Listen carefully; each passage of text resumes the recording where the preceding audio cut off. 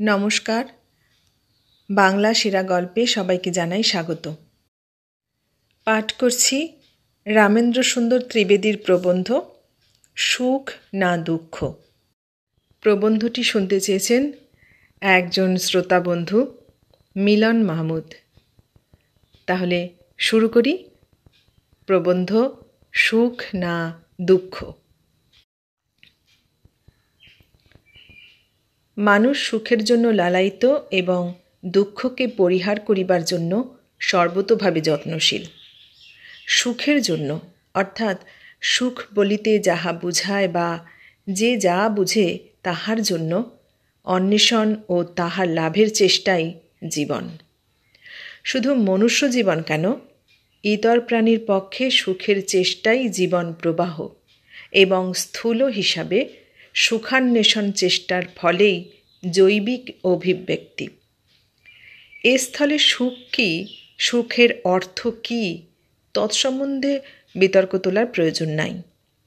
সুখ অর্থে নিজের পক্ষে যে যাহা বুঝে সে তাহাই লক্ষ্যস্বরূপে গ্রহণ করে। একের উদ্দেশ্য, একের লক্ষ্য পদার্থ, অন্যের প্রার্থনীয় হোক আর নাই হোক, নিজ নিজ লক্ষ্যের অভিমুখে প্রত্যেকের স্বতন্ত্র চেষ্টার সমবেত ফলে জগৎ চলিতেছে। জীবজগতে অভিব্যক্তি তাহার ফলেই ঘটিয়া আসিতেছে। অভিব্যক্তির আর 5টা কারণ থাকিলেও ডারউইনের প্রদর্শিত অভিব্যক্তি প্রণালী স্থূল কথায় এই। যদিও আবহমানকাল ধরিয়া মানুষের এই চেষ্টা এবং সুখান্বেষণেরই নাম জীবন প্রয়াস, তথাপি মানবের জীবনে সুখের ভাগ অধিক কি দুঃখের ভাগ অধিক তাহা এখনও স্থির হয় নাই। বহুকাল হইতে এই প্রশ্নের মীমাংসা লইয়া দলাদলি চলিতেছে। এক পক্ষের মতে জীবনের সুখের মাত্রা নিশ্চিতই অধিক, অন্য পক্ষ বলেন দুঃখের পরিমাণ সুখের পরিমাণকে চিরকালই ছাড়াইয়া রহিয়াছে। হইতে পারে প্রথম পক্ষ নিজ জীবনে দুঃখ অপেক্ষা সুখের আস্বাদন অধিক মাত্রায় পাইয়াছেন। তাহারা সুস্থ চোখে সকলই সুন্দর দেখেন এবং কুৎসিত হইতে স্বভাবত দূরে থাকিয়া কুৎসিতের অস্তিত্ব জগতে নাই বলিতে চাহেন। অপর পক্ষ আপন জীবনে তাদৃশ সৌভাগ্যশালী নহেন। তাহাদের রুগ্ন চক্ষু স্বরূপকেও বিকৃত দেখে এবং নৈরাশ্যের দুর্বলতায় তাহাদের শিথিল পদোদ্বয় দুঃখের পঙ্ক হইতে উঠিয়া সুখের শুষ্ক বর্তে উত্তীর্ণ হইতে পারে না। এরূপ স্থলে তাহাদের মতামত আপন আপন জীবনের অনুভূতির প্রতিফলিত ছায়ামাত্র। জগতের সুখ দুঃখের তারতম্য নির্ণয়ে তাহাদের মতামতের কোনো মূল্য নাই। বলা বাহুল্য, যুক্তির ভার কোন পক্ষে গুরুতর তাহা স্থির করাই প্রধান সমস্যা। নিষ্কৃতির কাঁটা কোন দিকে হেলিয়াছে তাহা ঠিক দেখিবার উপায় থাকিলে এতদিন মীমাংসা হইয়া যাইত। কেননা বিচারকেরাও বিচারকালে আপন আপন স্বভাবদত্ত চশমা চোখে না দিয়া থাকিতে পারেন না। কাজেই কেহ বলেন এদিক ভারী, কেহ বলেন ওদিক। প্রথম পক্ষের প্রধান যুক্তি এক কথা এই, জীবনের সুখ অধিক, জীবনের অস্তিত্বই তাহার প্রমাণ। জীবনে সুখ না থাকিলে অর্থাৎ সুখের মাত্রা অধিক না হইলে মানুষ বাঁচিতে চাহিবে কেন? মানুষ যে বাঁচিতে চায় অবশ্য 2-4টা আত্মঘাতীকে বর্জন করিয়া ইহাই সুখের মাত্রাধিক্য প্রমাণ করিতেছে।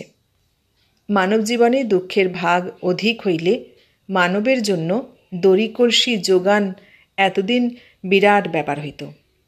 বসুধা এতদিন জীবহীন মরুভূমিতে পরিণত হইত। আধি ব্যাধি, মরণ যাতনা, নৈরাশ্যের দীর্ঘশ্বাস, প্রণয়ের কৃত্রিমতা, ধর্মের নিপীড়ন, নিরীহের পেষণ, সকলের উপর ধর্মের মুখোশ পরা অধর্মের জয় জয়কার, এসব নাই এমন নহে। তবে স্নেহ, দয়া, ভক্তি, মমতা, সরলতা, প্রেম ইহারাও আকাশকুসুম বা ভাষার কল্পিত অলঙ্কার নহে। এই সকলও জগতে ব্যাপৃত আছে। নতুবা অভিব্যক্তি, অন্তত মানুষের অভিব্যক্তি ব্যাপারটা এতদিন লোপ পাইত এবং সমাজতত্ত্বজ্ঞ দিগকে অভিব্যক্তিবাদের সমর্থনের জন্য প্রয়াস ও অবকাশ পাইতে হইত না। মোটের উপর মনুষ্যজাতির অস্তিত্ব এবং সেই অস্তিত্ব রক্ষণার্থ প্রয়াসই বিরুদ্ধবাদীদের বিপক্ষে যথেষ্ট উত্তর। আজিকালি যাহারা ধর্মশাস্ত্রকে নূতন বিজ্ঞানের ভিত্তিতে স্থাপিত করিয়া গঠিত করিতে চেষ্টা পাইতেছেন, তাহারা দুঃখের অস্তিত্ব অস্বীকার করিতে পারেন না।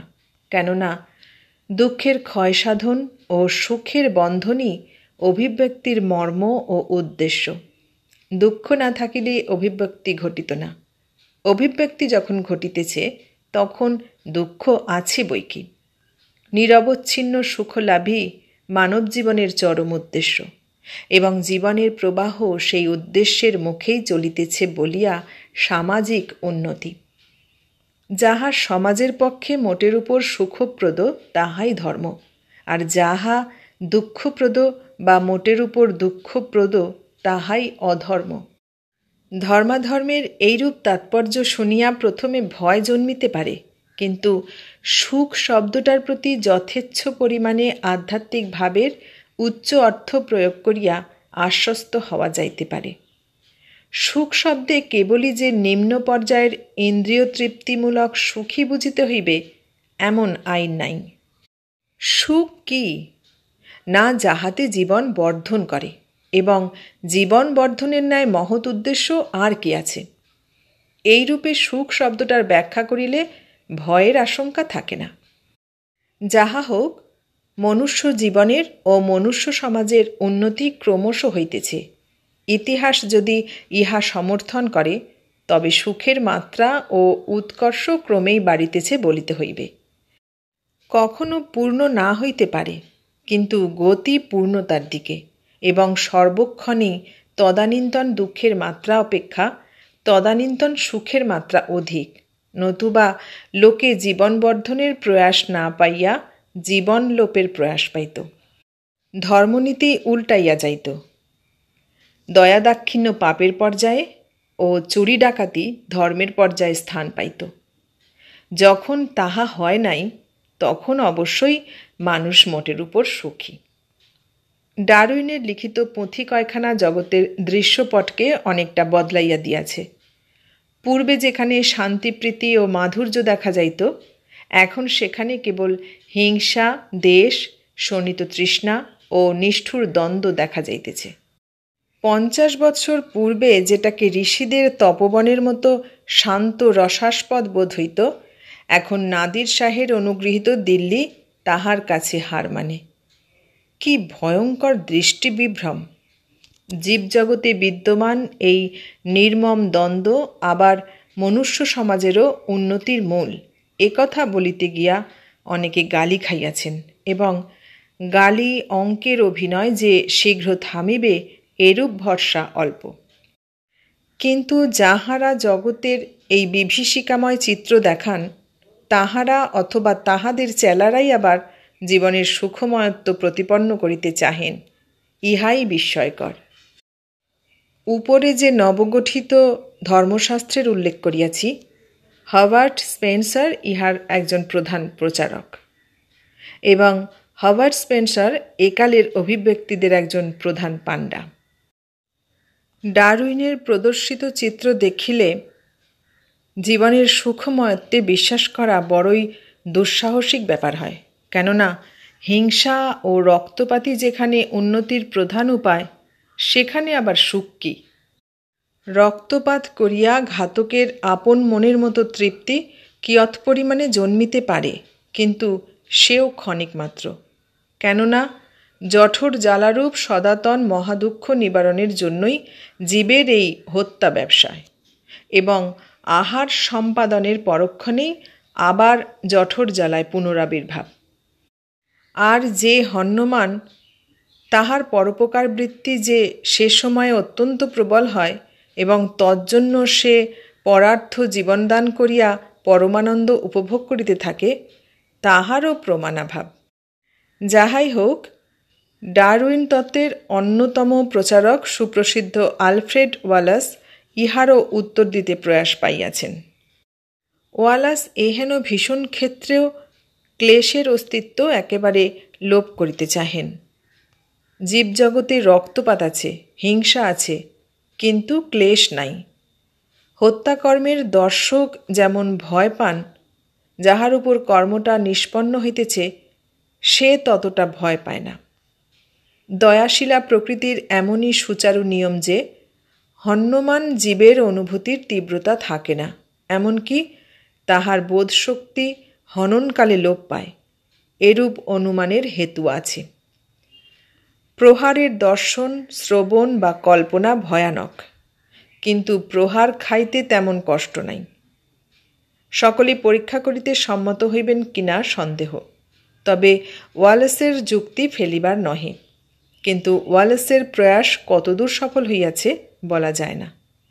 প্রহার ভোগে যেন ক্লেশ খুব অল্প হইল বা না হইল, তবে প্রহার দর্শনও তো নিত্য ঘটনা, এবং প্রহার দর্শনে যদি দুঃখ হয় ও প্রহারের নিবারণও যদি অসাধ্য হয়, তবে জগতে দুঃখের লোভ হইল কই? আবার দুঃখের অস্তিত্ব উড়াইতে গেলে সুখের অস্তিত্ব উড়িয়া যায়, কেননা দুঃখ আছে বলিয়াই তো সুখও আছে। একের অস্তিত্ব অন্যের সাপেক্ষ। আবার দুঃখ হইতে মুক্তির চেষ্টাই তো অভিব্যক্তি। কাজেই দুঃখ অস্তিত্বহীন বলিতে গেলে বর্তমান জীবনদ্বন্দ্বমূলক অভিব্যক্তিবাদী ভিত্তিহীন হইয়া পড়ে। ওয়ালেসও যে সুপ্রচারিত অভিব্যক্তিবাদের এই মূল্যচ্ছেদে সম্মত হইবেন তাহা বিশ্বাস হয় না। তবে প্রকৃতির সমুদায় বিধানই দুঃখের লঘুকরণের অভিমুখী, এই পর্যন্ত স্বীকার করা যাইতে পারে।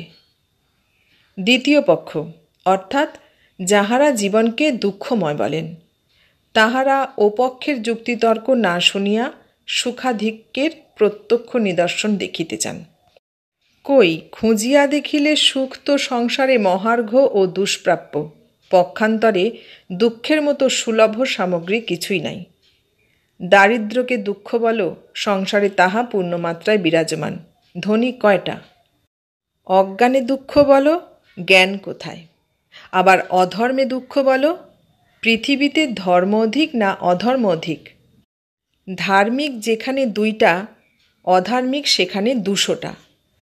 আবার ধার্মিক 2টার ধার্মিকত্ব প্রমাণ সাপেক্ষ, অধার্মিক 200টার অধার্মিকতায় সন্দেহ নাই।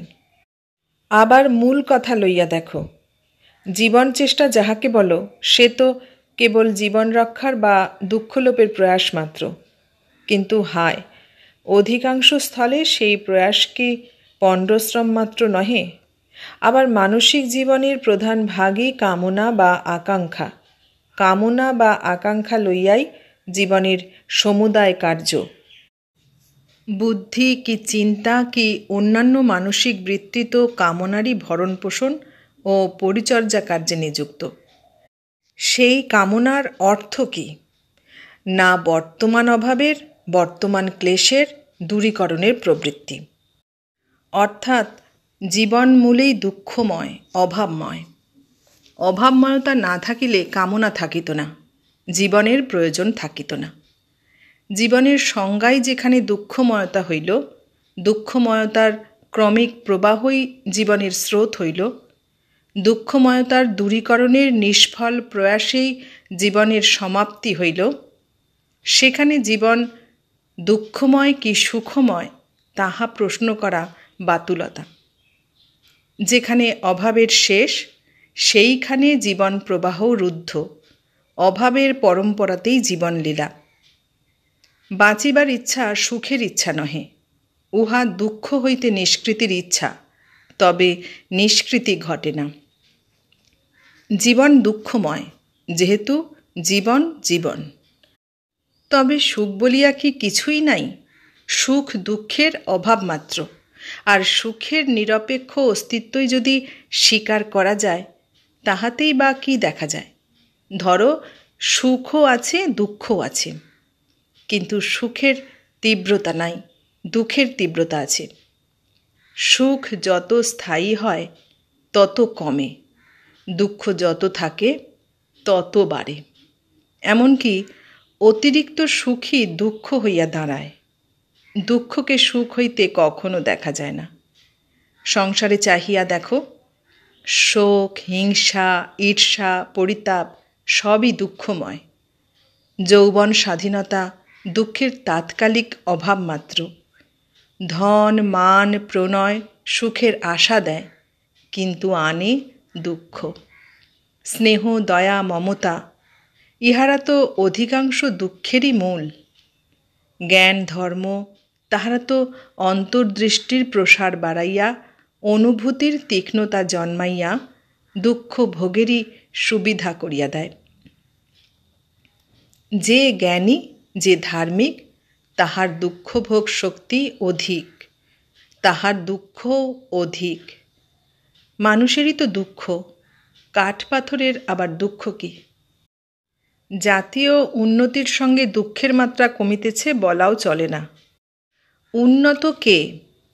না যার দুঃখ ভোগের ক্ষমতা অধিক, যে ভোগিতে জানে অতএব ভোগে।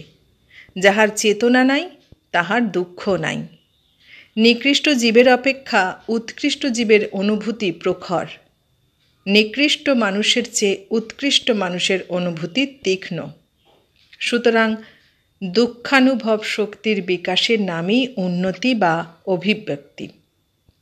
যেখানে উন্নতি অধিক সেখানে দুঃখ অধিক। ফিজি দ্বীপের লোকে বুড়া বাপকে রাঁধিয়া খায়। বিদেশি কারাবাসীর জন্য হাওয়ার্ডের প্রাণ কাঁদে। কার দুঃখ অধিক? মোটের উপর জীবনে সুখ থাকা অসম্ভব এবং জীবনের উদ্দেশ্য সুখ নহে। মানুষ বাঁচিয়া আছে ও বাঁচিতে চায়, তাহাতে সুখের প্রমাণ হয় না। তাহাতে প্রাকৃত শক্তির নিকটে মানুষের পূর্ণ অধীনতা সব প্রমাণ করে মাত্র।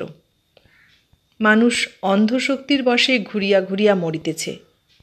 ফাঁদ এড়াইয়া গিয়া ফাঁদে পা দিতেছে। দুঃখ এড়াইতে গিয়া দুঃখে পড়িতেছে। তথাপি তাহার জ্ঞান হয় না, তথাপি সে বাঁচিতে চায়। প্রকৃতির হাতের ক্রীড়াপুতুল মানুষ, ইহাই প্রধান রহস্য। বুদ্ধিমান যে আত্মঘাতী, সে প্রকৃতিকে ঠকায়। একালের দুঃখবাদীদের মধ্যে শোপেনহাওয়ার ও হার্টম্যান অগ্রণী। সুখের আশা নাই, সভ্যতার বৃদ্ধি ও জ্ঞানের উন্নতি দুঃখই বাড়াইবে। সুখের বাঞ্ছা ত্যাগ করো, কামনা নিরোধ করো। তোমার জীবন তৎসঙ্গে জাতীয় জীবন শূন্যে সমাহিত হোক।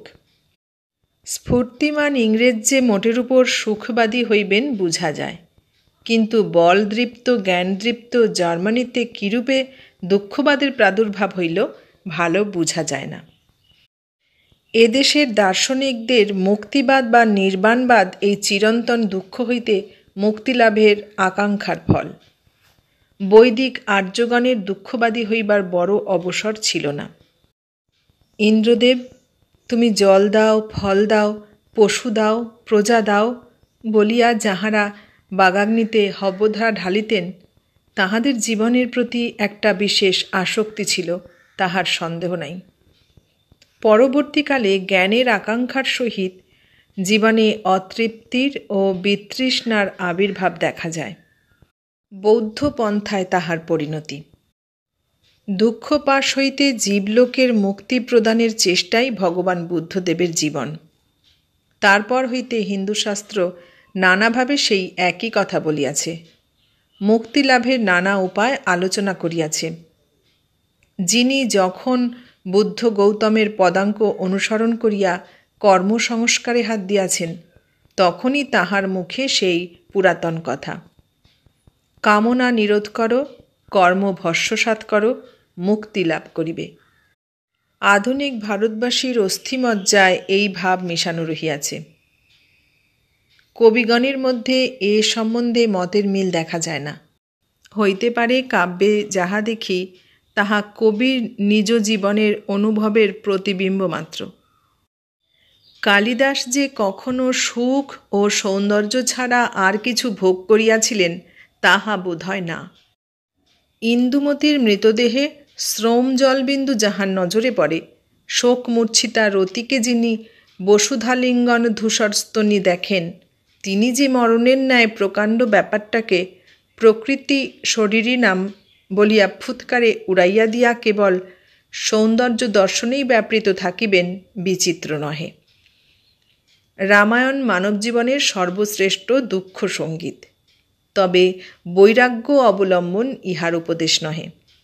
সংসারে দুঃখ আছে, নিস্তারের উপায় নাই, কিন্তু জীবনের কর্তব্য সম্পাদন করো, সমাজের সেবা করো, বৈরাগী হইও না, ইহাই রামায়ণের উপদেশ। শেক্সপিয়ারের মনোকল্পিত পরিরাজ্যের চঞ্চল স্ফূর্তিমত্তা দেখিয়া ইংরেজের জাতীয় জীবনের নবোদ্গত প্রফুল্ল স্ফূর্তিমত্তা মনে পড়ে, যাহা এলিজাবেথের সময় হইতে আজ পর্যন্ত সমান টানে ফুটিয়া আসিতেছে। কিন্তু যেখানেই শেক্সপিয়ার জীবনের রহস্যভেদের প্রয়াস পাইয়াছেন, সেখানেই প্রীতির নৈরাশ্য, ধর্মের অবমাননা ও জীবনের নিষ্ফলতায় উষ্ণ শ্বাস ফেলিয়াছেন। বন্ধু শোকার্ত টেনিসন বিশ্বলীলায় প্রকৃতির উদ্দেশ্য ও অভিসন্ধির ঠাওর না পাইয়া হতাশ্বাস হইয়াছেন।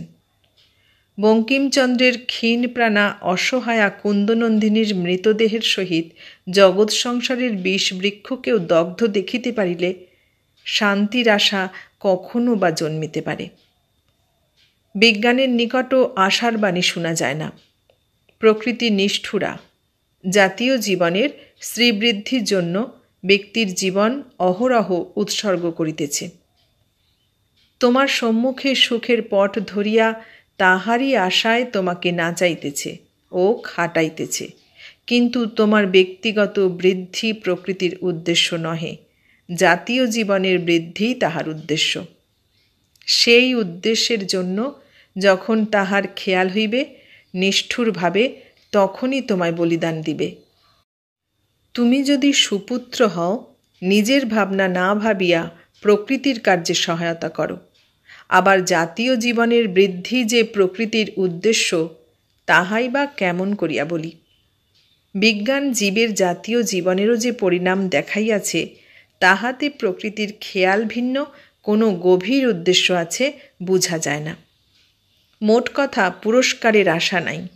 ভালো ছেলে হও তো বিহিত বিধানে জীবনের কাজ করো, বৈরাগী হইও না, প্রকৃতির এই উপদেশ। মীমাংসা হইল না। নিরপেক্ষভাবে দুই দিক দেখাইতে গিয়া লেখক যদি অজ্ঞাতসারে কোনো দিকে বেশি টান দিয়া থাকেন, পাঠকেরা মার্জনা করিবেন।